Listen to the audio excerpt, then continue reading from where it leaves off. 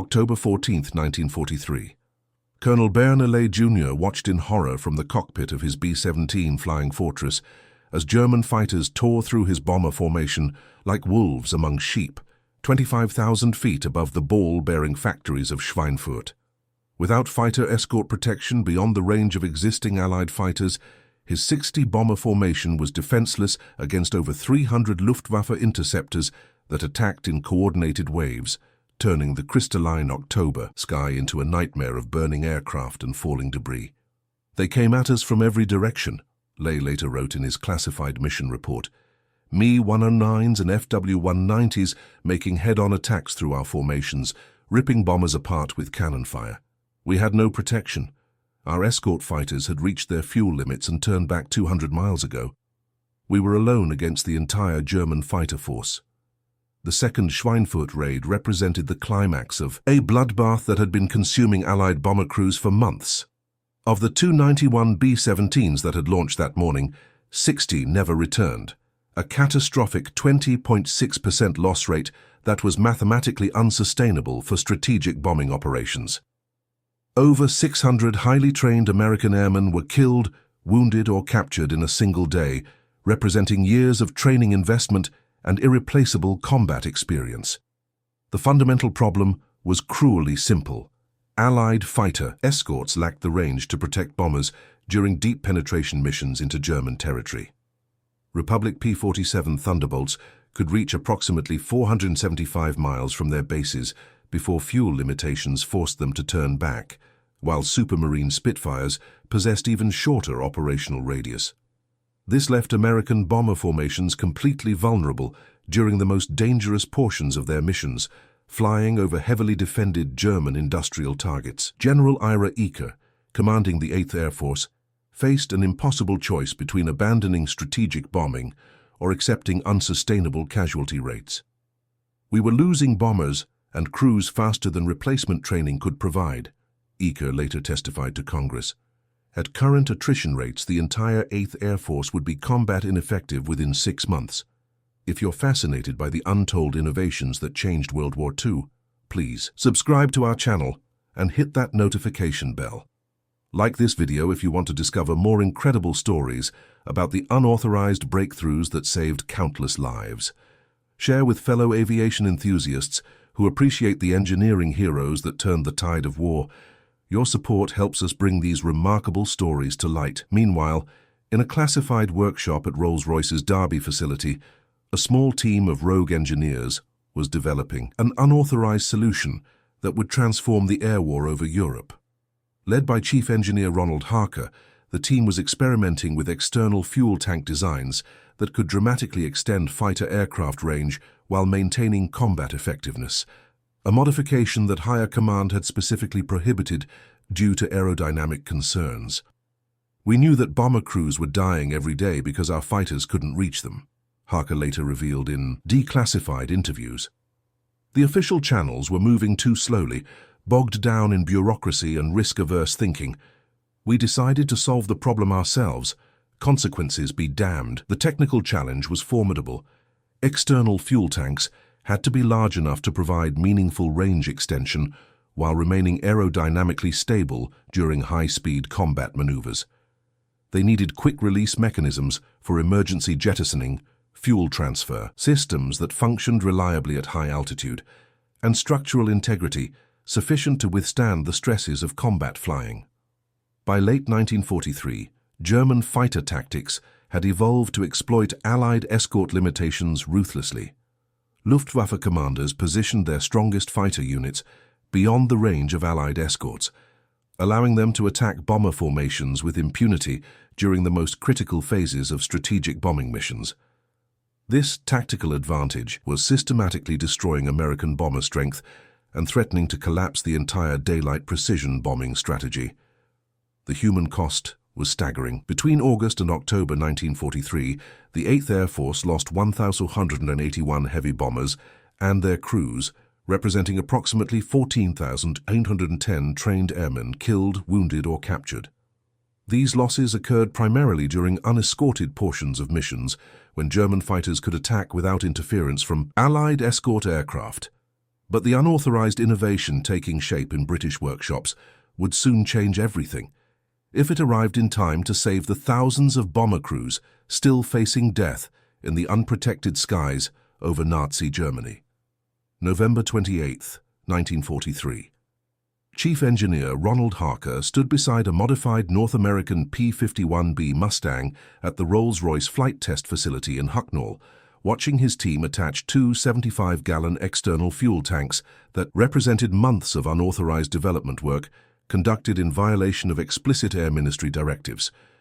The modification looked deceptively simple, but it embodied revolutionary engineering solutions that would fundamentally alter the balance of power in European skies. The Air Ministry had declared long-range escort missions tactically impossible, Harker later wrote in his classified memoirs. Their analysis concluded that external fuel tanks would compromise fighter performance too severely to be combat effective. We disagreed, and we had bomber crews dying every day to prove our point. The technical breakthrough involved more than simply attaching fuel tanks to existing aircraft.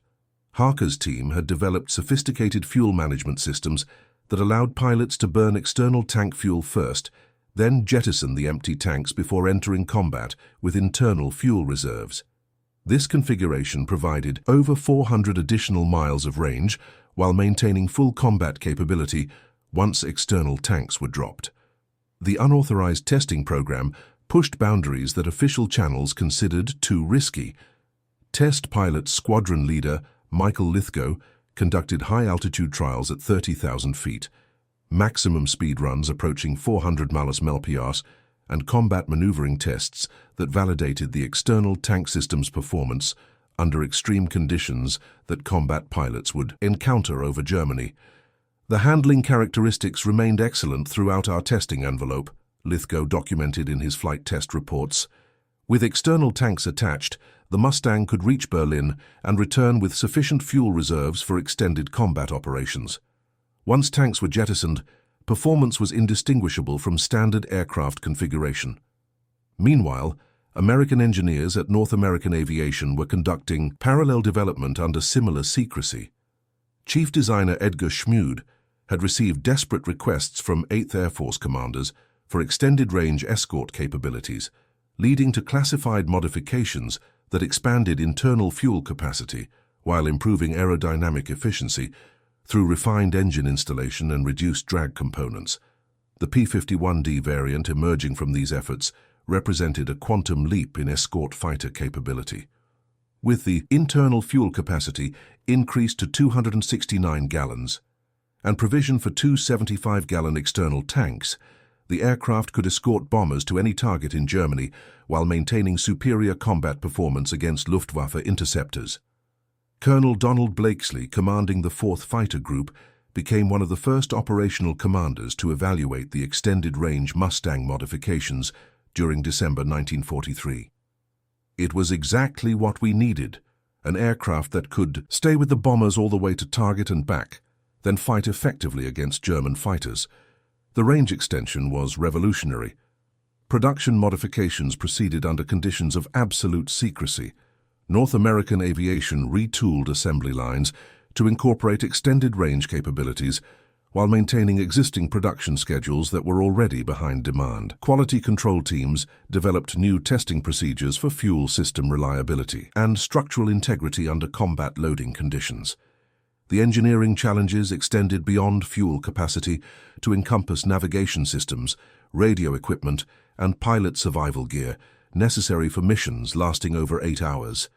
Extended range operations required sophisticated navigation aids, improved radio systems for formation coordination, and enhanced life support equipment for high-altitude flight over occupied territory. Flight Lieutenant Jeffrey Wellham, participating in early operational trials, documented the transformation. We went from short-range defensive operations to deep penetration missions that could reach any target in Germany. The psychological impact was enormous. We were no longer limited to protecting bombers during their most vulnerable phases. We could stay with them throughout entire missions. By early 1944, the unauthorized innovation was ready for operational deployment, but months of development time had been lost due to official resistance and bureaucratic delays. The question remained whether this revolutionary capability would arrive in time to save the bomber crews who continued facing slaughter in the unescorted skies over Nazi Germany. March 6, 1944. Lieutenant Colonel Don Blakesley led his 4th Fighter Group's P-51D Mustangs into German airspace for the first time with enough fuel to escort bombers all the way to Berlin and back, a mission capability that would have been impossible just months earlier without the unauthorized external fuel tank modifications. For the first time since strategic bombing began, American heavy bombers would have fighter protection throughout their entire mission profile. "This changes everything," Blakesley radioed to his pilots as they crossed into German airspace at 28,000 feet. "We can stay with the bombers from takeoff to landing, no more leaving them defenseless over the target areas." The psychological impact on both Allied and German forces was immediately apparent as Luftwaffe fighters encountered coordinated resistance at ranges previously considered safe from Allied escort aircraft. The technical performance exceeded even optimistic projections. P-51D Mustangs carrying 2 75-gallon external tanks could reach Berlin, engage in 30 minutes of combat operations, and return to England with fuel reserves sufficient for emergency contingencies. This operational radius of 850 miles transformed the strategic bombing campaign from a desperate gamble into a systematic destruction of German industrial capacity.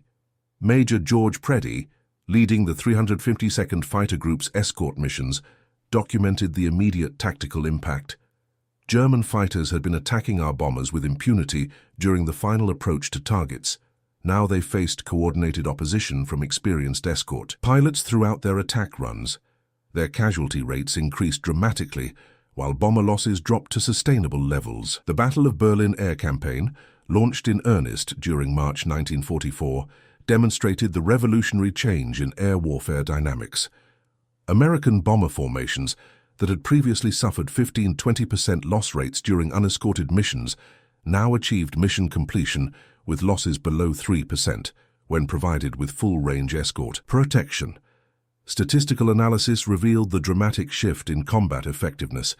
During February 1944, the last month of significant unescorted bombing operations, the 8th Air Force lost 244 heavy bombers. In April 1944, with extended-range escort protection, losses dropped to 59 bombers, despite conducting more frequent and deeper penetration missions against increasingly important strategic targets. The impact on German fighter tactics was equally dramatic. Luftwaffe commanders found their carefully planned defensive strategies neutralized by Allied fighters that could engage throughout entire mission profiles. Oberst Adolf Galland, commanding German fighter forces, reported to Hermann Göring, "American escort fighters now possess operational radius sufficient to contest our airspace over any target in the Reich. Our tactical advantages have been eliminated." Captain Chuck Yeager, flying extended-range escort missions with the 357th Fighter Group, achieved multiple victories during deep penetration missions that would have been impossible without external fuel tank modifications. "We could engage German fighters over their own airfields, pursue them during extended combat, and still have fuel to escort bombers home. It completely changed the tactical situation in our favor." The psychological effect on German pilots proved equally significant.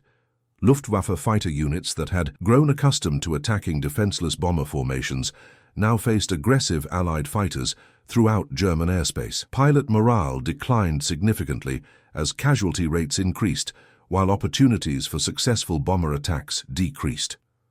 Manufacturing quality control ensured that extended-range modifications maintained reliability standards necessary for combat operations. Despite adding complex fuel management systems and external attachments, P-51D aircraft achieved mechanical failure rates below 2% during operational missions, reliability levels that allowed commanders to plan extended-range operations with confidence. By summer 1944, the combination of extended-range P-51 Mustangs and systematic strategic bombing had achieved air superiority over Germany that made D-Day invasion planning feasible. The unauthorized innovation that had emerged from rogue engineering workshops had fundamentally altered the balance of power in European skies, transforming Allied air operations from defensive survival to aggressive dominance. But what if the unauthorized fuel tank modifications had arrived too late? What if bureaucratic delays, production problems, or technical failures had prevented extended-range escort capabilities from reaching operational status until mid-1945? The alternative timeline presents a nightmare scenario where Allied bomber crews continued facing slaughter in unescorted skies, while German air defenses strengthened and strategic bombing collapsed from unsustainable losses. Consider the mathematical reality of continued unescorted operations. During October 1943, American bomber loss rates approached 20% per mission during deep penetration raids. Sustained at these levels, the entire 8th Air Force would have been combat ineffective by March 1944, with bomber crew casualty rates exceeding replacement training capacity by factors of 3 or 4. The strategic implications cascade through every major Allied operation planned for 1944 to 1945. Without systematic destruction of German aircraft production facilities, ball-bearing plants, and synthetic fuel refineries through protected strategic bombing, German industrial capacity would have remained largely intact throughout 1944. This would have allowed accelerated production of advanced weapons, including Me-262 jet fighters, V-2 ballistic missiles, and sophisticated radar-guided anti-aircraft systems. Dr. Richard Overy's analysis for the Imperial War Museum calculated the potential impact. Eliminating effective strategic bombing through unsustainable escort limitations would have extended the European war by 18-24 months, while fundamentally altering casualty projections for ground operations.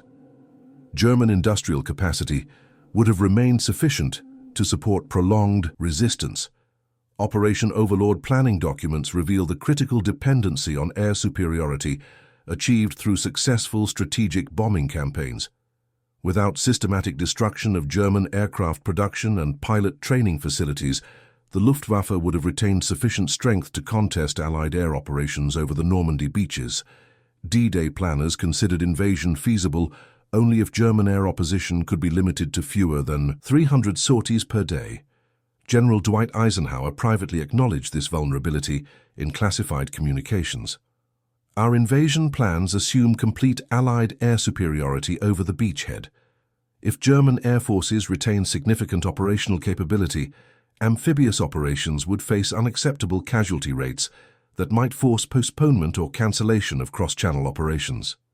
The human cost of continued unescorted bombing would have been staggering. Based on October 1943 loss rates, an additional year of strategic bombing operations would have resulted in approximately 25,000 additional bomber crew casualties, representing the equivalent of 2 complete bomb groups destroyed every month with no strategic objectives achieved. German technological development would have accelerated significantly with reduced bombing pressure on research and production facilities. The Me-262 jet fighter program, historically delayed by strategic bombing of manufacturing plants, could have achieved full operational status by early 1945, with potentially decisive impact on Allied air operations. Similarly, V-2 ballistic missile production might have reached levels sufficient to interdict Allied invasion preparations. Captain Bayerner Ley Jr., who survived the catastrophic Schweinfurt raids, later analyzed the alternative scenario. If we had continued losing bombers at October 1943 rates for another year, the strategic bombing campaign would have collapsed entirely.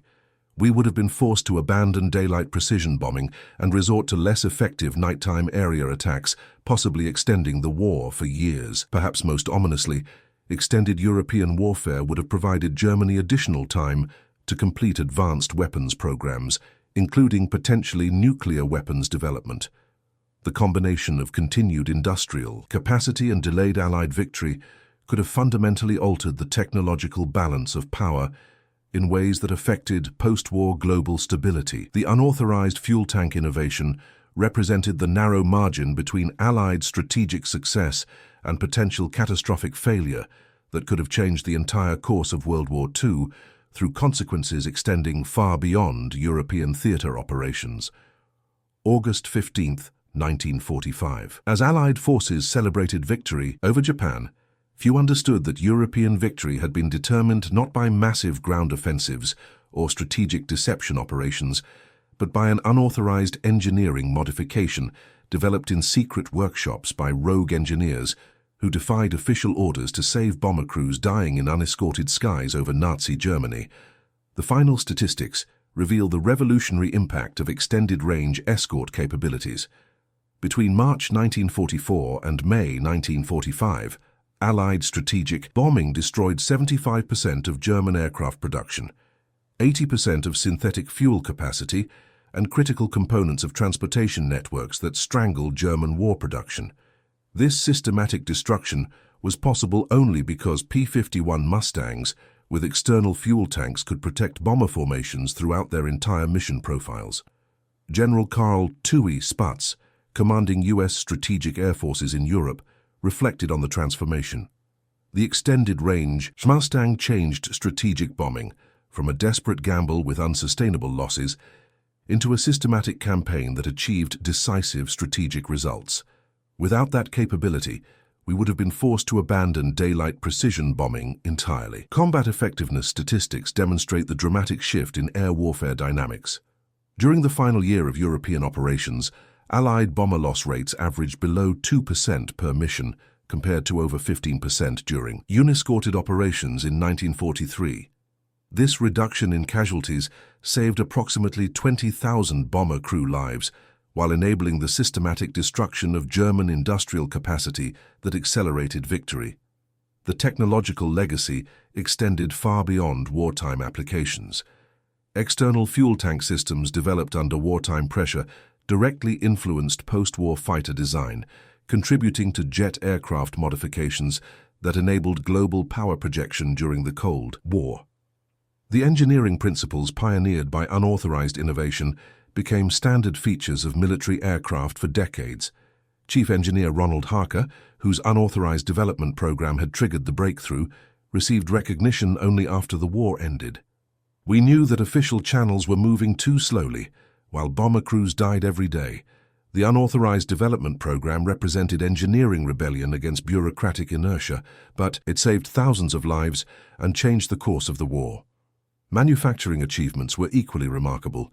American industry produced over 8,000 external fuel tank sets during 1944, enabling extended-range operations across multiple fighter groups while maintaining production schedules for standard aircraft configurations. Quality control maintained reliability standards exceeding 98% despite wartime manufacturing pressure. Major George Preddy, whose 352nd Fighter Group achieved legendary status during extended-range escort missions, summarized the strategic impact. "Those external tanks gave us the reach to protect bombers anywhere in Germany. We went from watching helplessly as German fighters slaughtered bomber formations to achieving complete air superiority over the entire Reich. It was the difference between defeat and victory in the air war." International recognition came from unexpected sources. Soviet aviation engineers studying captured German documents found extensive Luftwaffe analysis of Allied escort capabilities, with German commanders specifically noting that American fighter aircraft range extensions have eliminated our tactical advantages and made defensive operations untenable.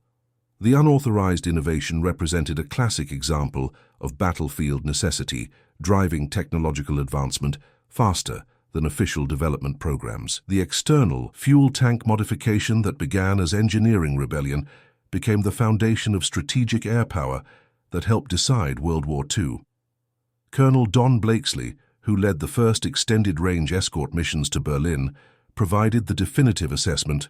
"We went from short-range defensive operations to deep penetration missions that could reach any target in Germany. The psychological impact was enormous.